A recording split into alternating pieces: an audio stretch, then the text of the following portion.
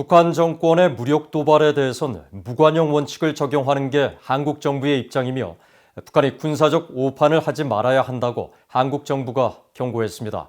또 미북 대화의 조기 재개를 희망한다는 뜻도 밝혔는데 바이든 행정부는 북한의 비핵화를 위한 외교적 노력과 제재 유지, 동맹과의 조율된 대응을 강조하고 있습니다. 조상진 기자입니다. 정의용 한국 외교부 장관은 21일 서울에서 열린 관훈클럽 초청 토론회에서 북한의 무력 도발에 대해서는 무관용 원칙에 따라 대응하는 것이 한국 정부의 입장이라고 밝혔습니다. 정 장관은 북한이 지난 2017년 연이은 군사 도발을 감행했을 당시에도 한국군이 원점 타격 능력을 과시하는 시범 발사를 여러 차례 했다며 이같이 말했습니다. 우리 정부는 북한의 무력 도발에 대해서는 무관용 원칙입니다. 상응하는 수준의 대응이 아니라 그보다 훨씬 강한 강도로 대응한다는 원칙입니다.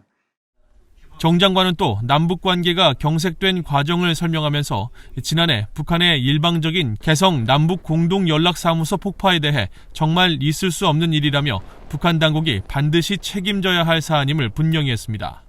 이 문제에 대해서는 북한이 반드시 사과뿐만이 아니라 확실한 재발 방지 약속을 해야 되고, 또 우리가 이게 사실은 우리 국가 재산이었기 때문에 우리 국가 재산에 대한 보상도 반드시 있어야 될 겁니다.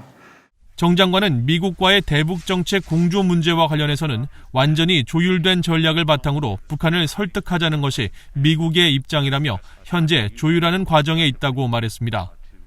그러면서 한국 정부 입장에서는 가급적 미북 대화의 조기 재개를 희망하고 있으며 미국 정부의 대북 정책 검토 결과가 현실적이고 실행 가능한 합리적 결과가 될 것으로 기대한다고 밝혔습니다.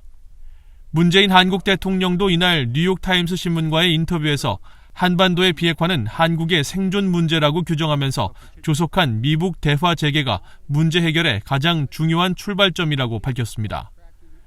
문 대통령은 트럼프 행정부가 거둔 절반의 성공 토대 위에 바이든 행정부가 대북 정책을 진전시켜 나간다면 그 결실을 바이든 정부가 거둘 수 있을 것이라고 말했습니다.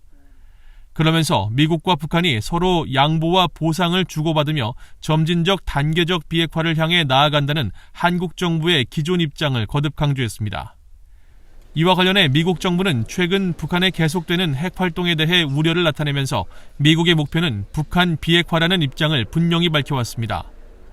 앞서 국무부는 19일 공개한 군비 통제 비확산 군축 이행 보고서에서 국제 원자력 기구 IAEA가 북한 정권이 영변 등 핵시설 일부를 계속 가동하는 징후를 포착했다는 사실을 지적하면서 북한의 비핵화가 최우선 과제이며 이를 위한 외교적 협상을 계속할 의지가 있다고 밝혔습니다. 또 국무부 대변인실 관계자도 최근 VOA에 제재는 북한 정권이 행동을 바꾸고 폐쇄된 국가의 인권 상황을 개선하도록 압박하는 효과적인 수단이라며 대북 제재 유지가 반드시 필요하다는 입장을 강조한 바 있습니다. VOA 뉴스 조상진입니다.